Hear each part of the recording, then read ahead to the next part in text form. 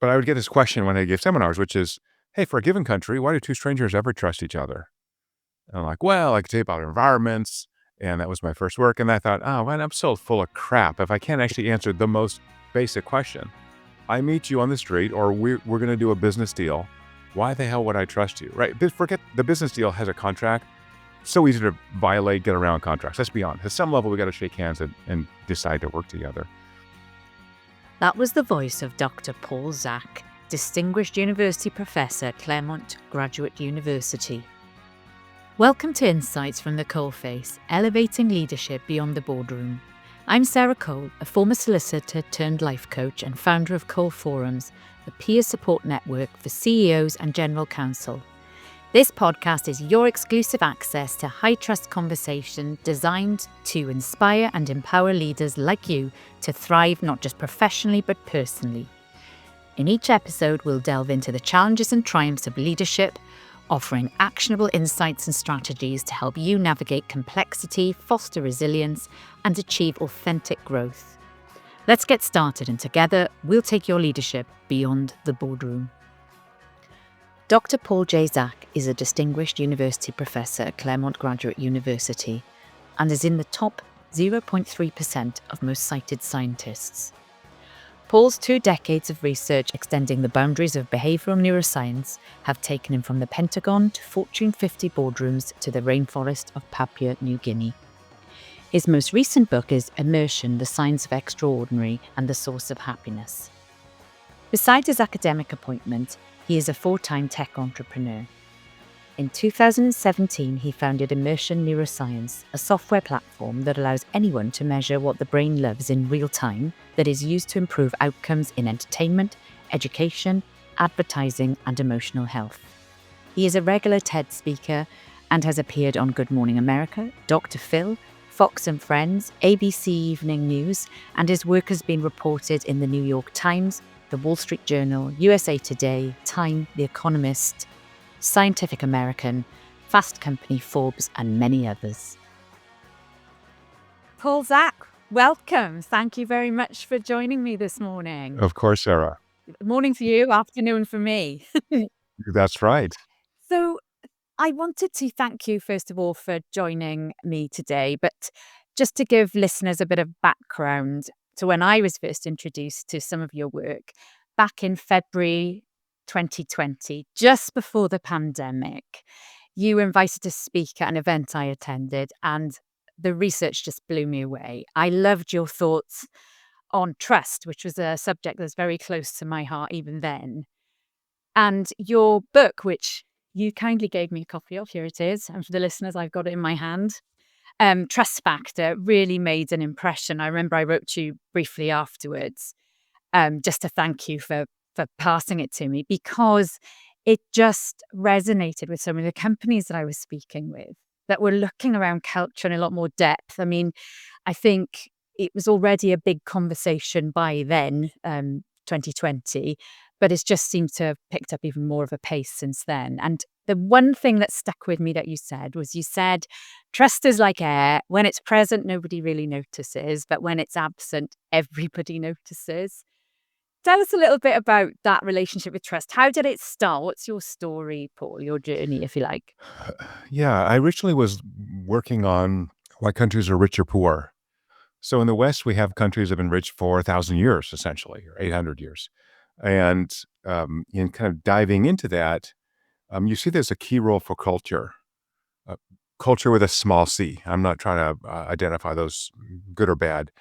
And great, that's a big topic. What do we mean by culture? And so really digging into that, I sort of happened across this role of trust. And these high trust cultures are much more successful. And this really gets back to Adam Smith, Wealth of Nations. When you have a bigger market, when you trust more people, you can trade with more people, you can create more wealth. So I talked to people about this and I said, well, no one really understands where trust comes from. I'm like, okay, well, that sounds like marching orders to me. So as you know, we began running experiments to look at the underlying neurologic basis for trust. So I'm a mechanism guy. If I understand the mechanism producing some behavior, mechanism in the brain, then we can talk about what promotes or inhibits it. We have a way to objectively measure it. And then doing this work that was got a lot of attention, a lot of publications. Then eventually companies started coming to my lab and saying, hey, we think trust is important for our organization. How can you help us? And, because I'm a stupid scientist, at first I said, well, we have this assay in blood and I could take blood from your employees, they would blanch. I can't do that. And so thought, okay, this is interesting. Like, how do we assess whether we have a well-functioning culture without taking blood? And so develop some tools to do that. So again, I think for listeners, I think of trust as I don't remember saying that quote, but it's such a nice quote about air. That's a good one. But also think of this as sort of a lubricant. So if you have humans, we'll always have some friction, right? Your family, you'll have frictions with those people, even though you love them. So people at work will have frictions, and trust is like a lubricant, right? So if things are getting along, we've worked together, Sarah, for 10 years. You've always been great to me. And then one time you're not, I'm not going to throw you out the window. Like, yeah, Sarah's having a bad day, right? So I built up that nice lubrication where it's not kind of metal to metal. And then thinking around that sort of digging, I mean, I've heard you called everything from Dr. Love to the vampire studies. But I guess the digging into the whole evidence side of things, if you like, you weren't just sticking your finger in the air. You were actually chemically and biologically backing up what it is that you were finding, I guess, from the companies you were speaking to, from the people you were speaking to. And was there anything there that surprised you when you were digging into that? Was it what you expected? Did the data sort of show exactly what you were starting to think in your mind was a trend, if you like? Or were there some surprises along the way?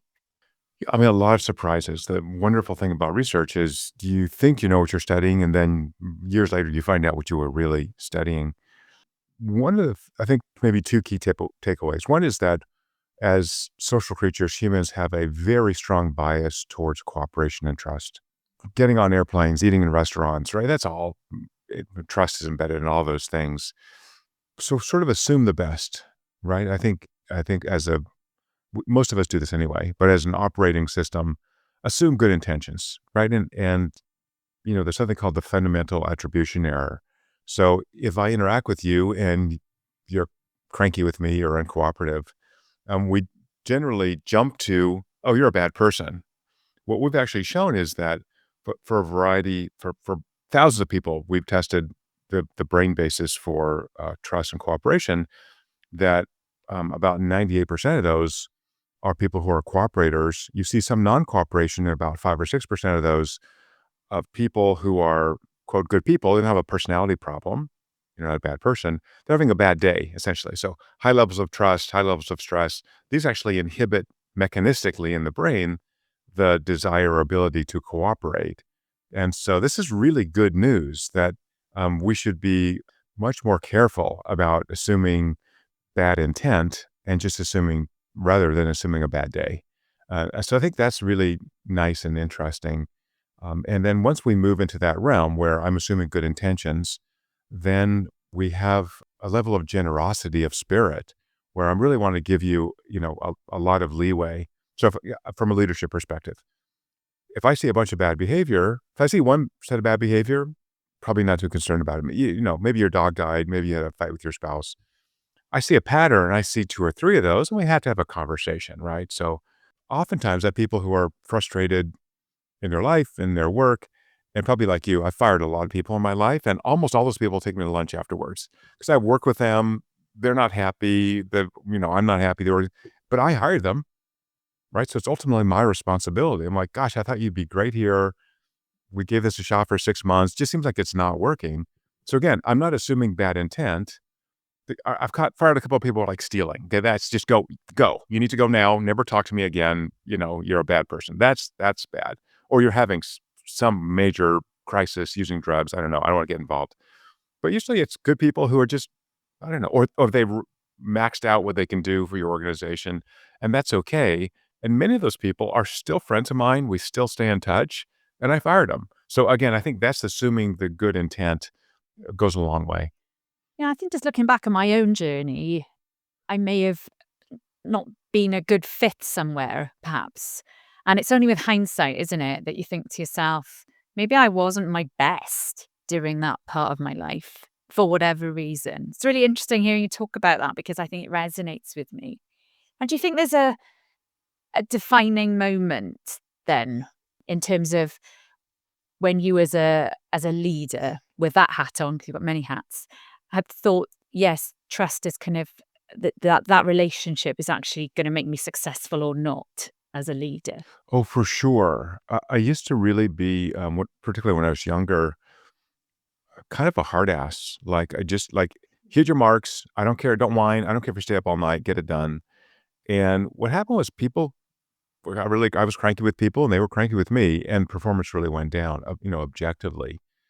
And then you use the word relationship, and that's the key. When I started investing in those relationships with people who worked with me, not for me, with me, voluntarily, was choosing, right? So when I realized that, you know, what's most valuable at work is the relationship. So invest in those relationships. Go to happy hour, bring in pizza on Friday and whatever. Get to know these individuals. Performance is much higher. Now, I'm still holding them accountable. I was talking about, raising children. I love my children to death. I hold them accountable all the time, right? They're doing something that's not adaptive, not going to be good for them. They're going to hear about it because I'm interested in them, right? So same thing with people who work with me.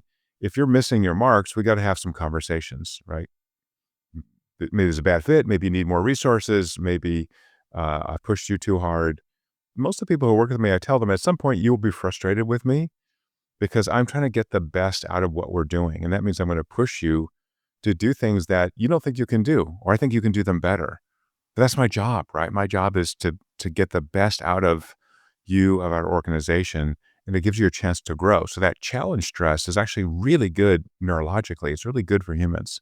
And it's not just neurological it's good for, is it? I mean, when you think about, I think one of the pieces of research that you shared was that high trust companies outperform low trust ones by 50% in terms of productivity, which is presumably what my leaders who are listening are hoping to achieve. So just thinking around your own experiences and the results of the data that you've collated over the years, what is the biggest barrier that leaders face in building that trust, do you think? And how can they overcome it? One word: hierarchy. So if I'm in this very hierarchical organization, it's a command and control organization. And that means that I'm being managed. So, Sarah, I got here on time. I have my clothes on. I took a shower. You're not managing my life. Again, leadership and management are different issues, very different issues, right? So I want to be a leader. I want to set the strategic direction. I want to get people organized. I want to make sure they know why we're doing what we're doing. I don't want to manage anybody. I don't want to manage my kids. I don't want to manage anyone that works with me. So in the hierarchical organization, there's a lot of management. There's a lot of micromanagement, which is very disempowering to many people and even degrading in a way, right? Again, you put your pants on, you showed up at work. Why am I telling you what to do? So we're finding in these high trust, high performance organizations is a much flatter management structure where everyone can talk to everybody. There's great transparency in why we're doing what we're doing. But transparency also means accountability. So again, for listeners, trust does not mean, oh, I'm just hoping. Hope is not a strategy. We're not playing in that world. It's trust, but be accountable, right? Trust, but verify. And so once we're in that world, it's give you challenges, give you feedback. So I think the model that we've seen from a leadership perspective that's most effective is much more of a coaching or servant leader model, where my job as a leader is to make the people around me successful, to give them the focus, the strategy, the tools, and the feedback. So for folks I work with, every day I'm working with them, right? We have daily huddles, we have check-ins, right? I'm not waiting a year to give you an annual review and go, oh, you were terrible this year. Well, that's not leadership. That's just, I don't know, throwing up your hands. I'm working with people every day, every day. And that's why you're going to get frustrated because you think you're done with something. I'm going to say, no, I want better. Here, do these things. Because I know that you wrote about sort of key trust building behaviors in, I think it was the Neuroscience of Trust.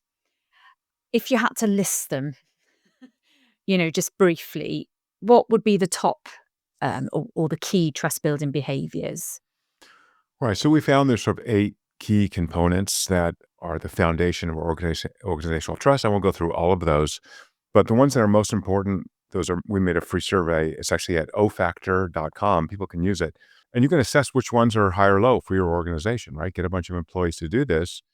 And it's really the ones that are lowest that give you the most bang for the buck. So what are those? The first one has the acronym oxytocin, which is this neurochemical I studied that promotes trust.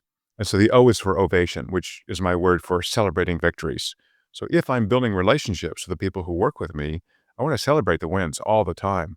Hey, Sarah and her team just finished this giant project. Awesome, man. We have some presents. We're going to celebrate it because social creatures like recognition. So it's so inexpensive to do that. And yet it says we're all in this together. We're all working for the same goals.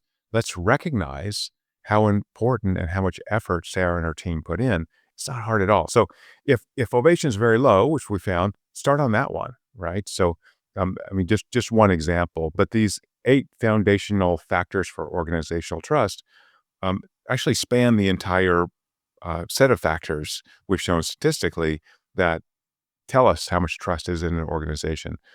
I'll give you one more, which from a leadership perspective, right, even in this flat organizational structure, reduced hierarchy, we still have leaders. We're still setting direction. In fact, when you have a high trust organization, you as a leader have more time for doing the things that are most important in your job, setting strategy, thinking about 3 or 5 years down the road, right? Doing things that you're not micromanaging individuals anymore, even though you're coaching them.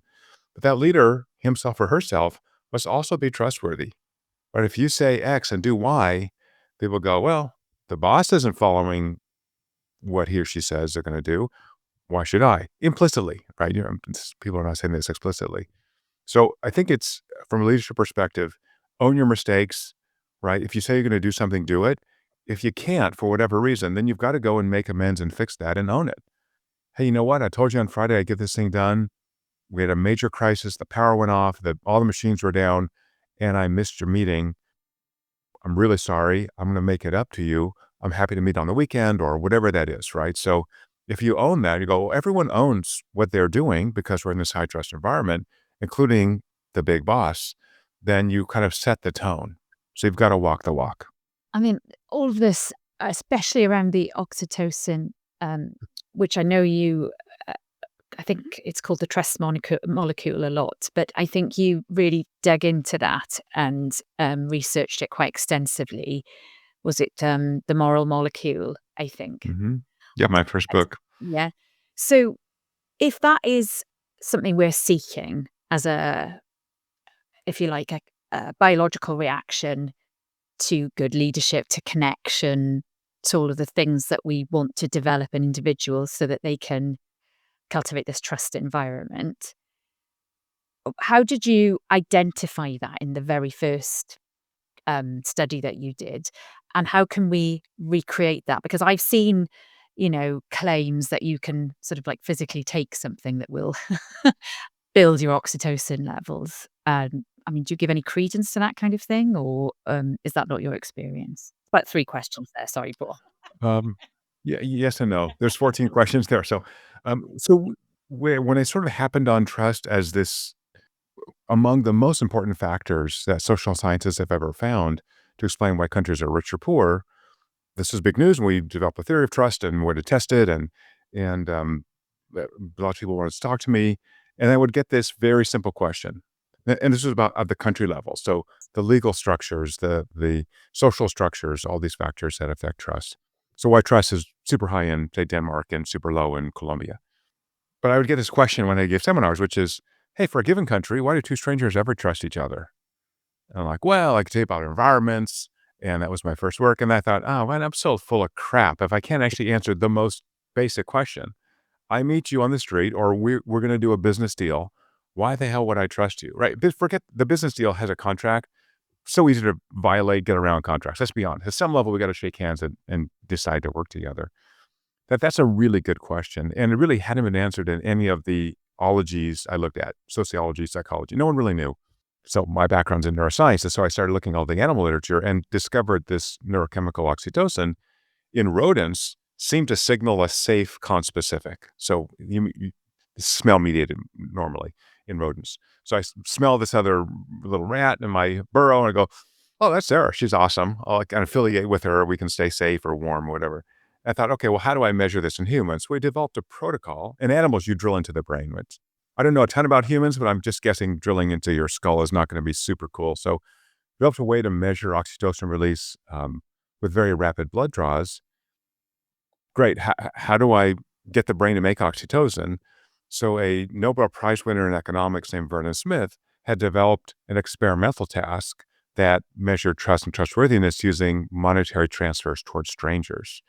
And so at the time I was living in Arizona, he was living in Arizona. I literally knocked on this guy's door randomly. It's pre-Nobel, but he was already famous. Just said, "Why do you think people trust each other in this lab experiment you've created?" And he goes, "I have no idea." Now, when a guy who's, shortlisted for the Nobel Prize goes, "I have no idea," like, okay, this is getting cool. This is going to be awesome. And so, yeah, so we used Smith's protocol and we did these rapid blood draws before and after people made decisions. And we indeed found that the more someone trusted you, the more your brain produced this neurochemical oxytocin, and the more oxytocin your brain released, the more trustworthy you were, the more money you reciprocated this person who had trusted you. And so that leads to a bunch of questions. So we measured 9 other neurochemicals that interact with oxytocin. We did a lot of careful lab work, and it was an insane idea.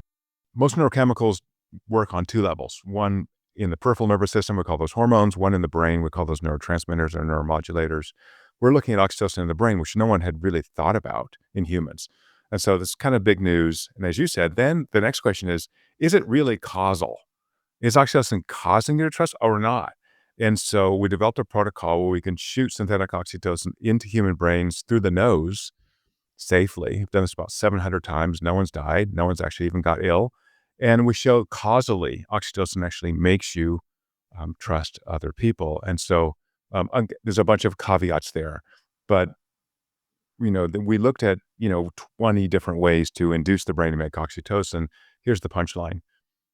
Hugs, dancing together, singing, taking a walk together, all that induces this sense of connection. But otherwise, we just can't cooperate with each other. So the bottom line is that this is a very blunt system. So if my brain releases oxytocin when I'm hanging out with my friends like you, Sarah, and then I go interact with a regular old stranger, I'm going to shoot that stranger really well because the blunt effects of oxytocin carries over. And so even if you're in what we call an out group. So I interact with my in group. We've done this many, many times.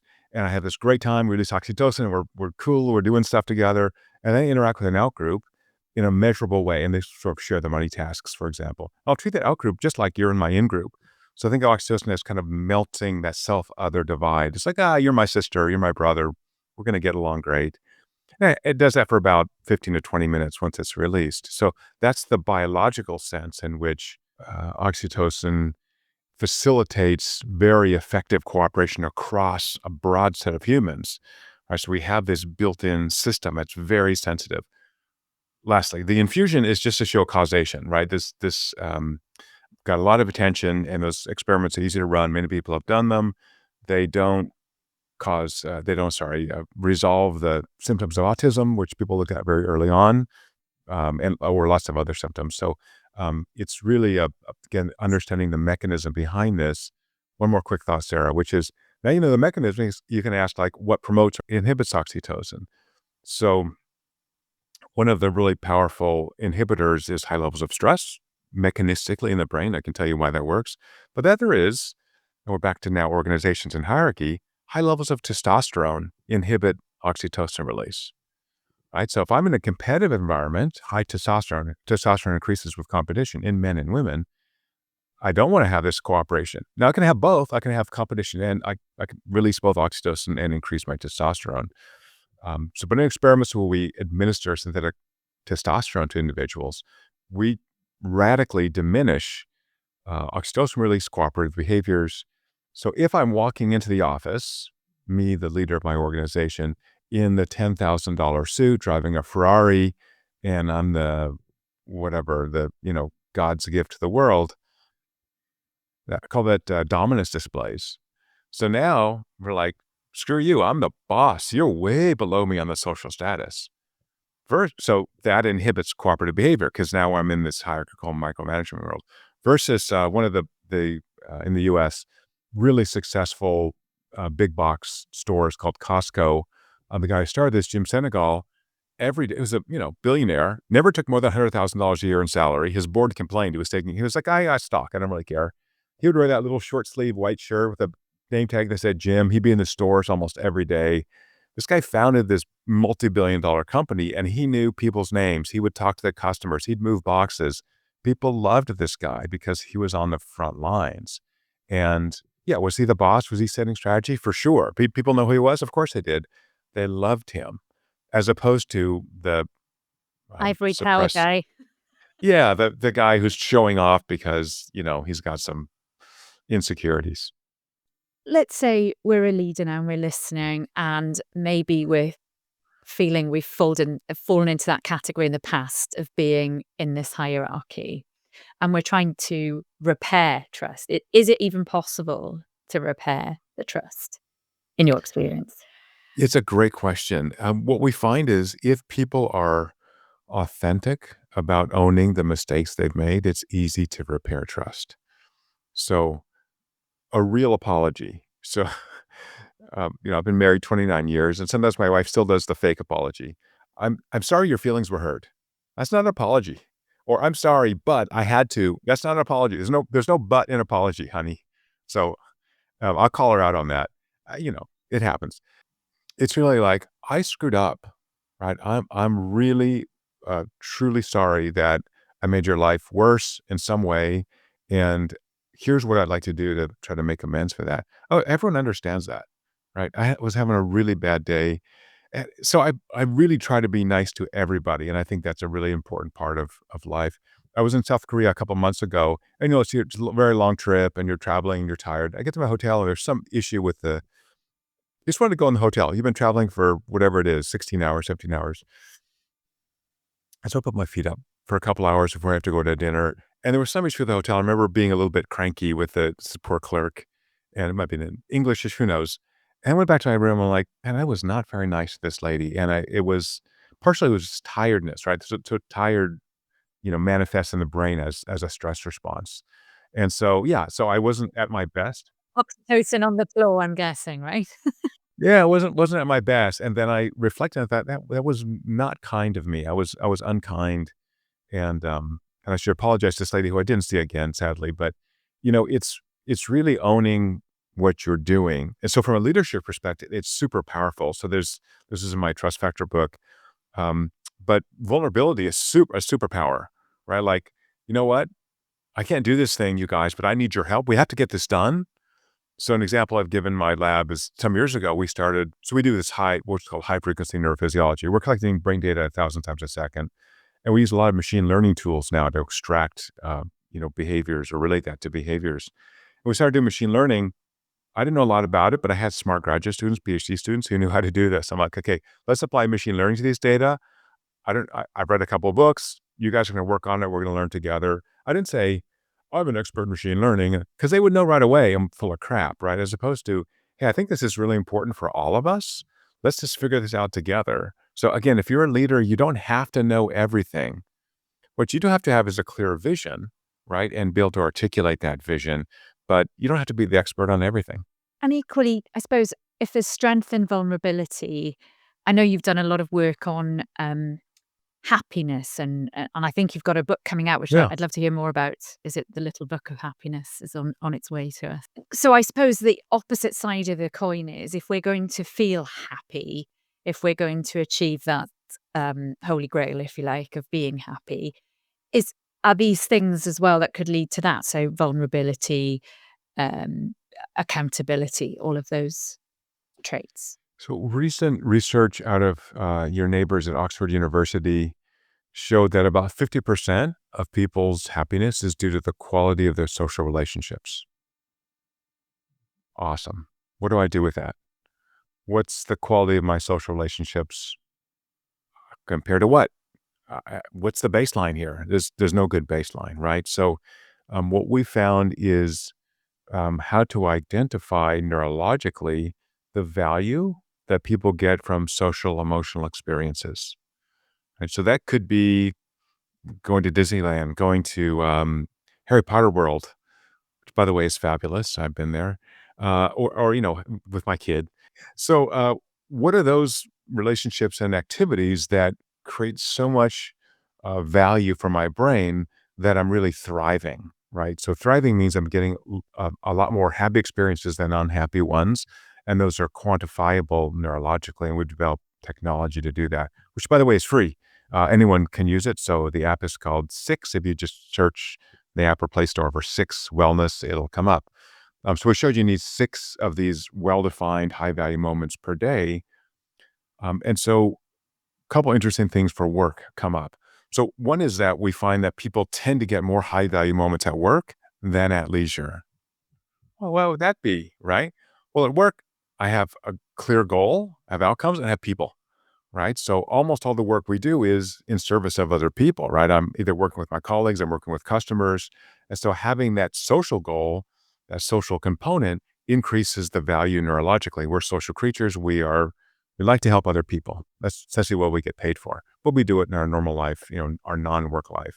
So in leisure, oftentimes we're hanging out, we're doing stuff, but it's not goal directed. So we find these high value experiences need to have this a bit of a challenge, as I said earlier, need to have a goal. When they do, we work a little harder. So think of travel. Travel is a great example, right? So it's a pain in the ass to travel, right? Gonna get a plane, you gotta do Uber, you gotta go places, but then you get somewhere and you have this kind of amazing experience.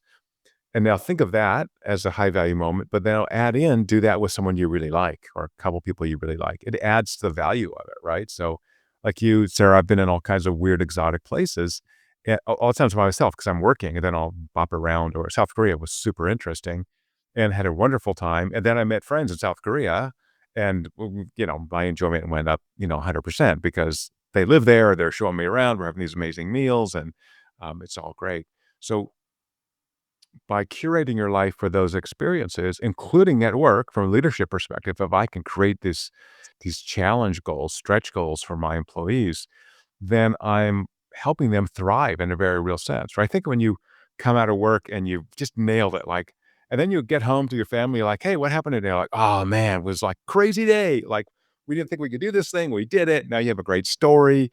You're excited. You have energy. So these high value moments give us energy. They build up that buffer, that resilience. And so, yeah, the new book coming out May 2025 is essentially a bunch of exercises to help you connect better to the people around you and build up your happiness. And then you'll see it with the free Six app. You actually see that you're having more of these key value, high value moments. Yeah, talk us through the app. I did upload it. And yeah, it was really easy to upload, and I'll put the link in the notes for the show description as well. Thank you. Talk us through that because what I did notice is it was connecting to my Apple Watch. So I felt like I was giving quite a lot of information away um, on the app, and I wondered, well, where is this information going to go? What purpose does it have? So yeah, talk us through that a little bit. Yeah, great question. So, knowing what you as an individual love doing could be very valuable. That data is all private to you, so it's not going anywhere. And the app uh, learns about you using an AI assistant and starts giving you advice. So it says, "Oh, hey Sarah, when you do these two things in the last week, these were key moments, very valuable to you. You might think about doing more of those things. Or when you went to this particular place, you had a key value moment. So whatever you were doing there looks like it's really interesting. So it links to your calendar and links to your location, but it all stays private. So we're not mining that data. We actually don't even collect it. It stays local on your phone. So why would we do that? Because I'm such an altruist. So there's a premium version, and if people want more features, then they can upgrade to the premium version. We do have a number of organizations that are using the Six app as an employee benefit so that employees have a measurement and a language to talk about what I call emotional fitness. Are we actually healthy emotionally? And so I say, look around the world, look at fertility rates and unemployment rates. So in the US, we're at 60-year low unemployment rate, and we've been below replacement fertility since 2010. So we're running out of humans. Europe, everywhere, same issue, right? Immigration gets to be very complicated, as we know, in lots of countries. And so if we're running out of humans and I'm running an organization, it's staffed by humans. I better really take care of those humans and give them tools to manage their own emotional fitness so that you're going home not only physically healthy, but also emotionally healthy. And you want to come back to work the next morning excited. Hey, we're doing cool stuff here. Because mental health is something I hear about so much, particularly from leaders, because it's tough at the top and it can be quite lonely as well in decision making and that's why I started the peer support groups, right? So that we could have that, I guess, the social interaction you were talking about from people who really understand the issues that we're facing, who perhaps have similar goals. So if mental health is growing, what is the are there trends that you can draw from the app at least that will sort of inform more generally what I mean, I know you're a big hugger, for example, Paul. You really you can see the benefits for mood, if you like. That's possibly the wrong phrase, but you know what I mean. It's very uplifting. Right. So that with the Six app, will any data come from that that you can at least generically see trends, or what is it you're hoping that that will show? Yeah, we've already published some data from that from people who consented to share anonymized data with us. And what we find is the app is called Six because if you're getting six of these, again, well-defined high-value moments neurologically a day, you're building up your emotional fitness. You're actually thriving. You're engaged in life. You're passionate. So I think we've been sold this bill of goods that mental health is about avoiding stress. It's not. Stress is great for you. No stress, you're dead, right? So now chronic stress, not good for you, but a very small proportion of people face long-term chronic stress. Most of us have short-term stressors, they resolve, right? So, but too little, this is your, I don't know, your brother-in-law sitting on the couch playing video games all day. That dude's under stress. He needs something to do in life, right? Like, come on, get involved. And so we need these challenges to be fully engaged, to be passionate, to get out of bed with energy and excitement. Otherwise, you're like, my back hurts. I don't want to move. That's not thriving. So yeah, so six, you're building up your emotional fitness. Four, you're kind of maintaining. Three or less, people have depressive or pre-depressive symptoms. They have low energy and low mood.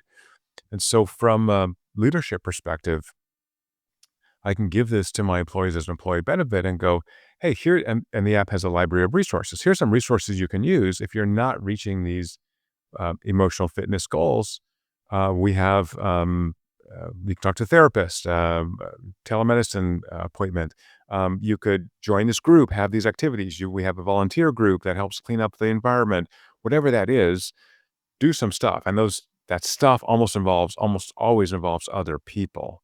And so I really think about from a sustainability perspective for organization, if I'm investing in those individuals who create value for the organization, employees, I want them to, again, to be healthy physically, emotionally, and spiritually. And spiritually means just outside of work and family. Like what else? What do you love doing? What turns you on? What gives you energy? Do you like to hike? You like to sail? You walk your dog? Right? If one of those three components of your life is degraded in some level, you're not going to be very effective at work because you're just going to be burnt out. And so I think having a tool that goes, oh, when I walk my dog twice a day. When I walk my dog, I really enjoy it. I listen to an audiobook. I get some exercise. I think about what I'm going to do during the day. So we're meeting early morning here for me in California. I still got up this morning and walked in the cold with my hat and my coat in the dark. And I'm going to get my walk in and get that energy flowing because it's part of my routine that seems to be good for me.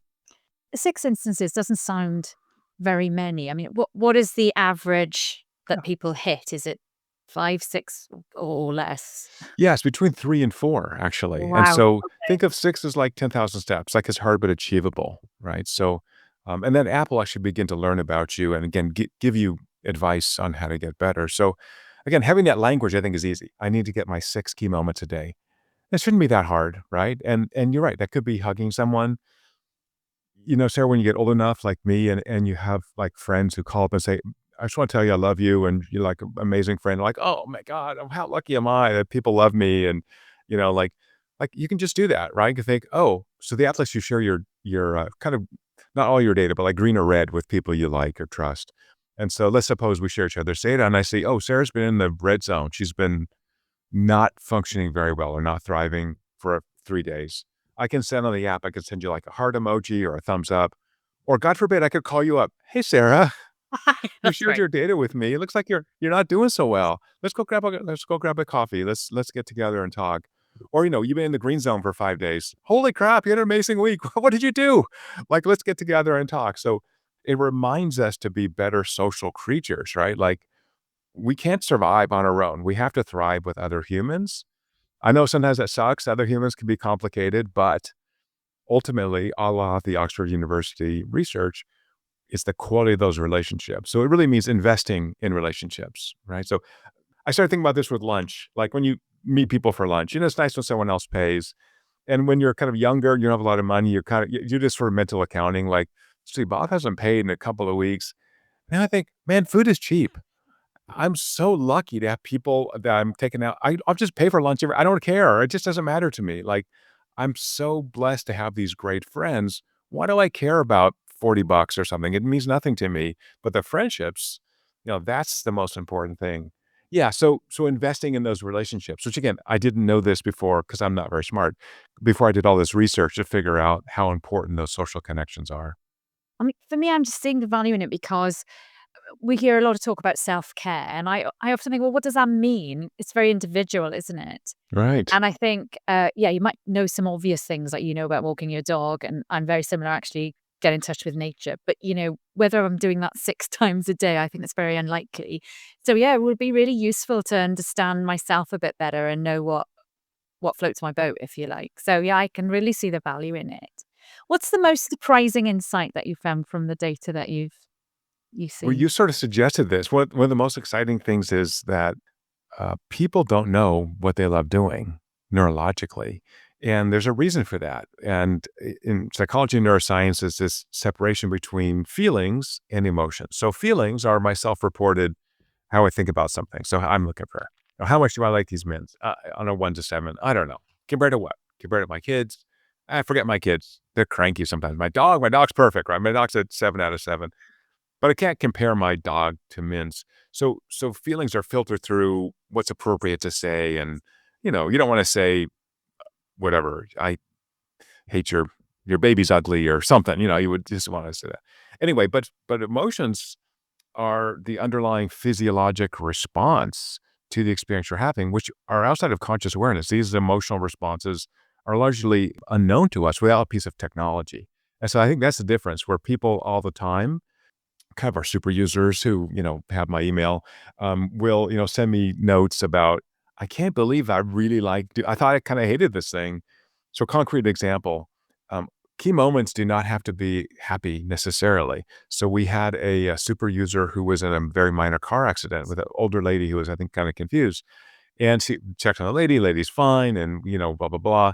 And then she emailed us like, that was a key moment for me. Oh yeah, that's important, right? We're measuring the value of those experiences. You won't want to repeat this, but yeah, that was a very important thing. And your brain's putting all this energy into making sure everyone's safe, everyone's doesn't need an ambulance or whatever that is. So I think that's important. Those key moments sometimes can be negative. So, when my kids were little, they get whatever, stomach flu, so I would always when the kids are throwing up, I always would put them on the floor because I don't want them in the bed because then you gotta change all the sheets. So I put a blankets on the floor, and I would sleep next to them with a little bucket when they wake up and catch the throw up. So, now and my kids remember that, actually, just putting these little blankets on the floor because you can put the blankets in the wash, right? So it's just easier to clean up.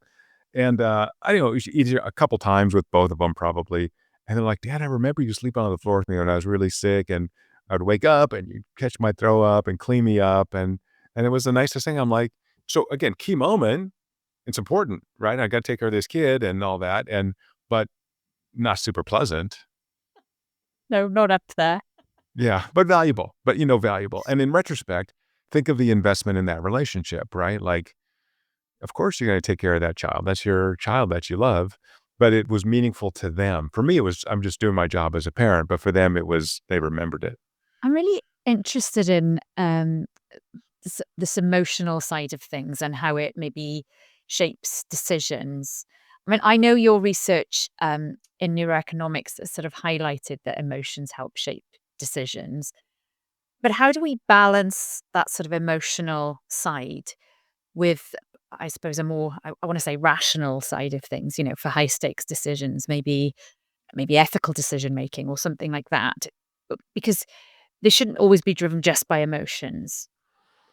Yeah, emotions are how the brain assigns value to something we're assessing, right? So, the classic examples are, dessert or seeing that beautiful person across the room and like, oh my God, wow, I got to talk to this person. So those are emotional responses. And so I think in classical economics, there's a sense that all these decisions are quote rational, that you're going through some kind of cost benefit calculation and whatever. It's not how the brain works at all. It's that you're simulating the experience internally by assigning an emotional state to that, again, unconsciously. And so after that emotion, this is like getting ice cream on a hot day when you're walking through Hyde Park.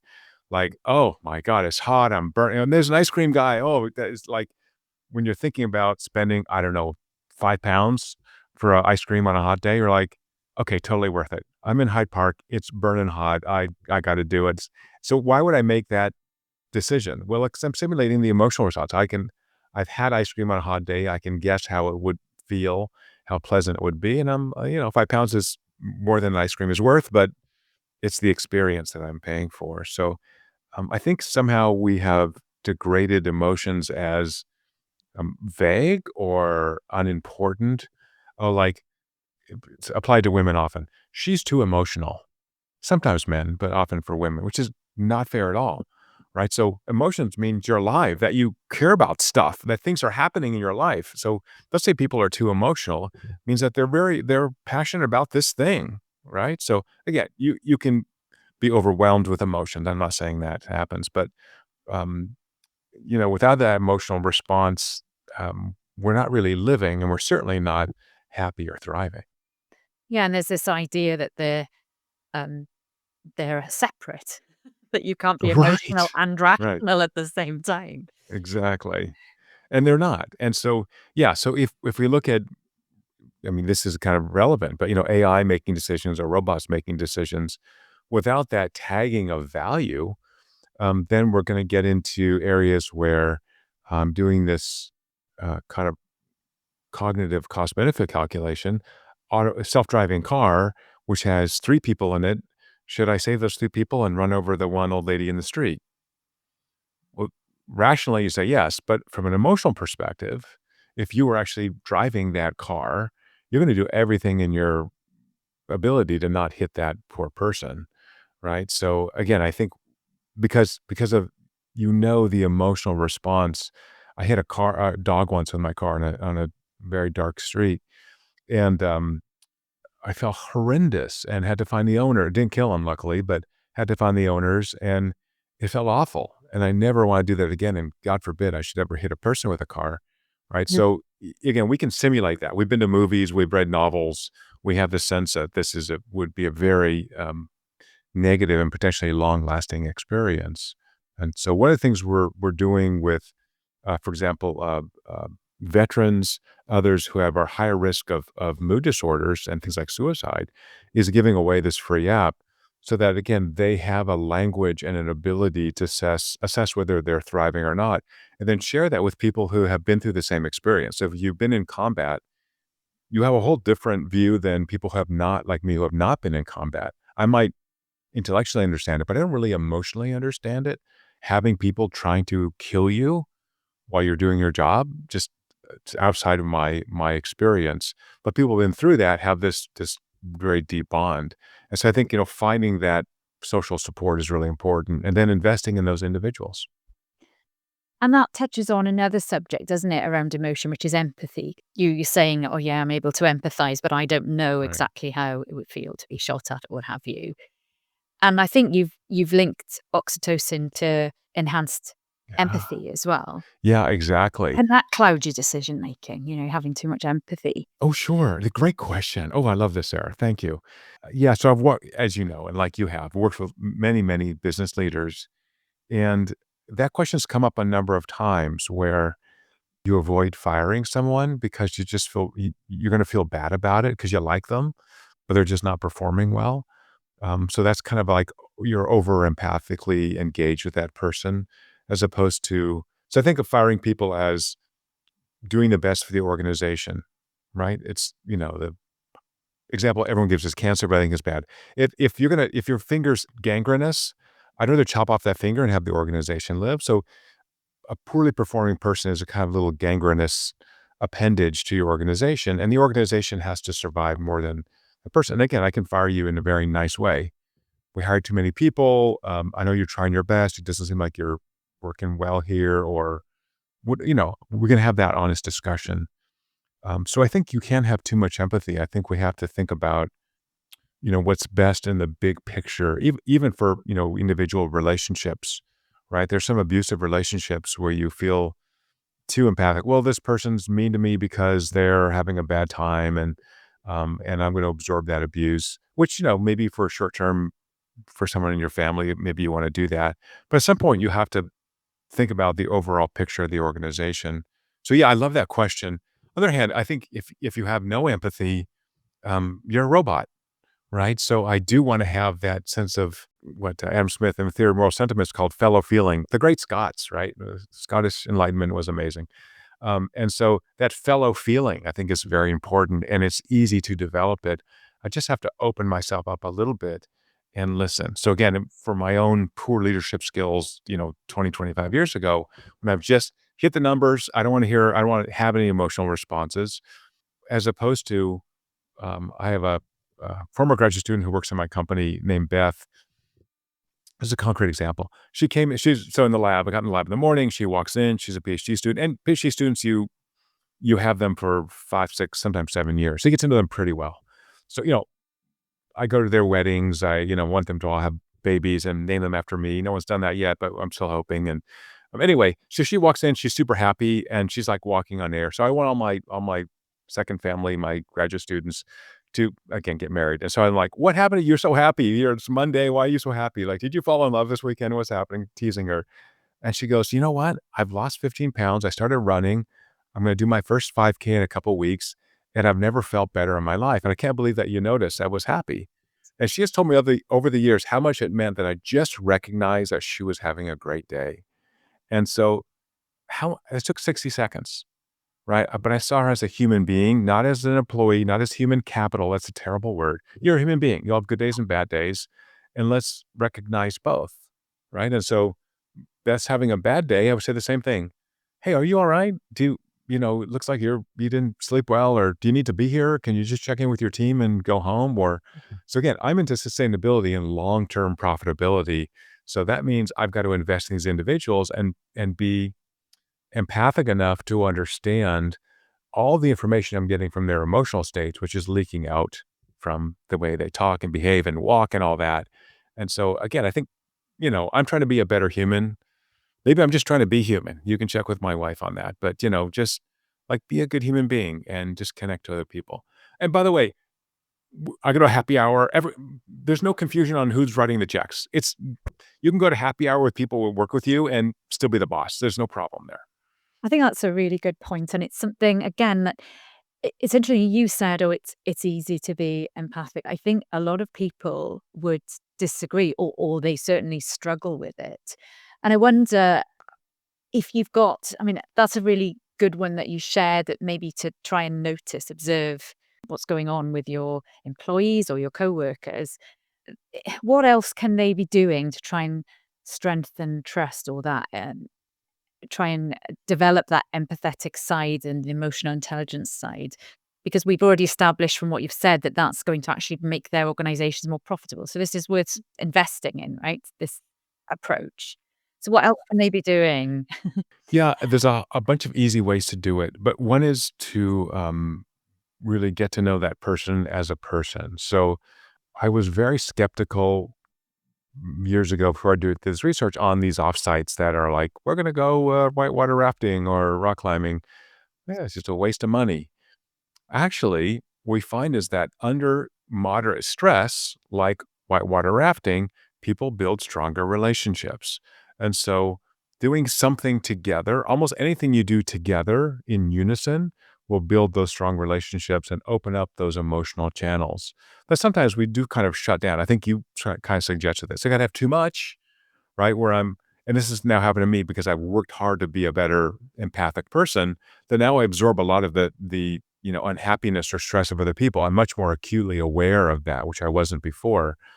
So it's nice to be oblivious and just be like a robot and not have those feelings. But once you're connected to people, then you're really absorbing that emotional state that they're having, whether happy or sad. By the way, this evaluation network, which I call Immersion, is highly contagious. So if I'm having a great time, you're having a great time. If you're having a terrible time, I'm probably gonna have a terrible time too if I have any healthy emotional state going on. So that's one reason why these key moments are driven primarily by social interactions. Just more fun to be around other people, particularly if I'm having a good time. But sometimes, again, even if I'm not, the kid throwing up, it still can be a key moment because it's important.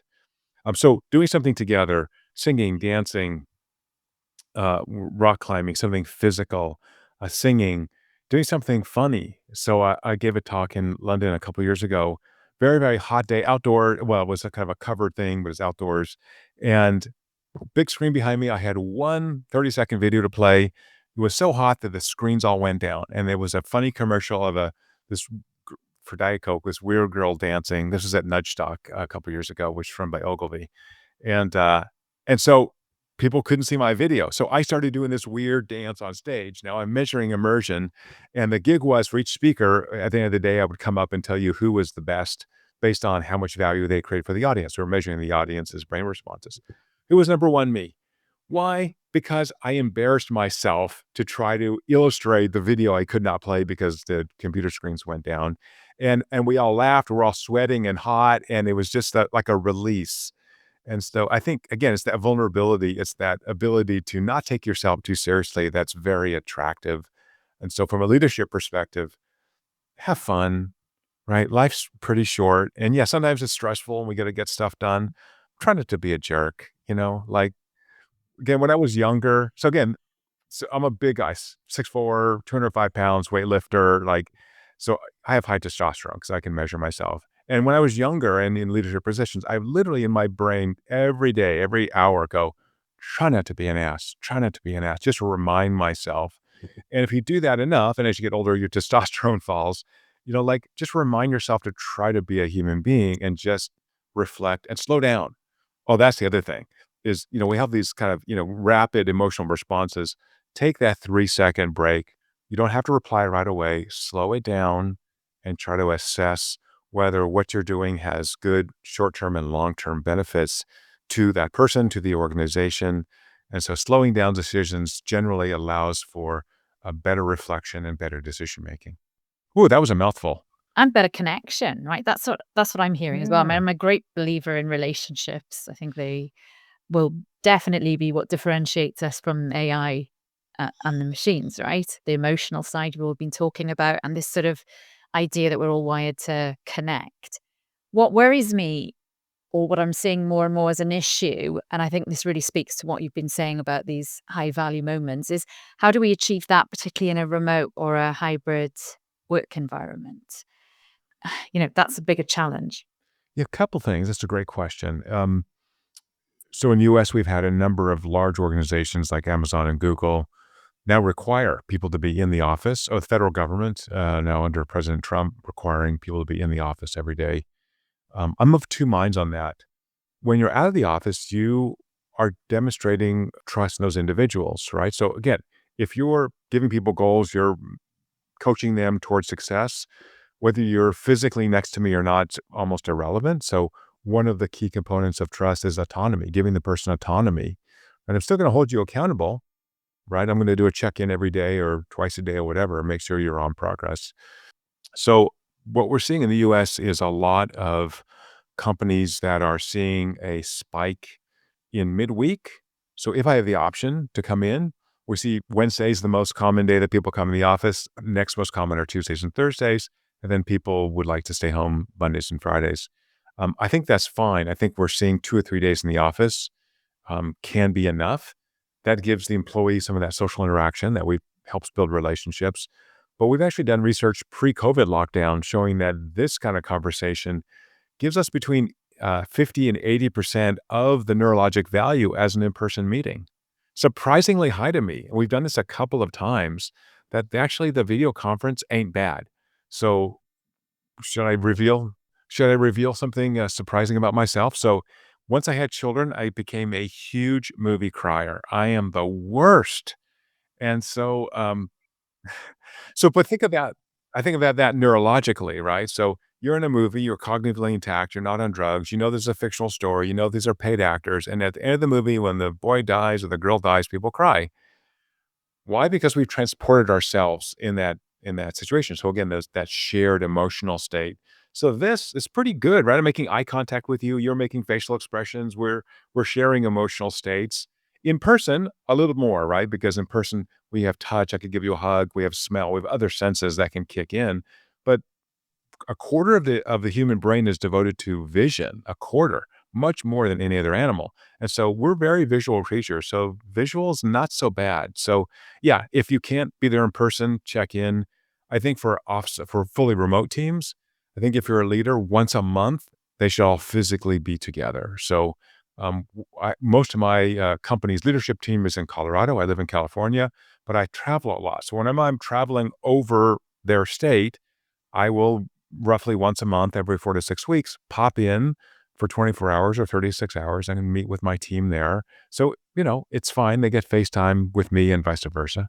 That's a great tip. And I feel like we could talk all day, but it is the top of the hour and our time together is coming to an end. Oh, I know. But I have one question which I'd love to ask you, which I ask all sure. my guests. And the question is, if you could create a leader's survival kit, what would you put in it? Oh gosh.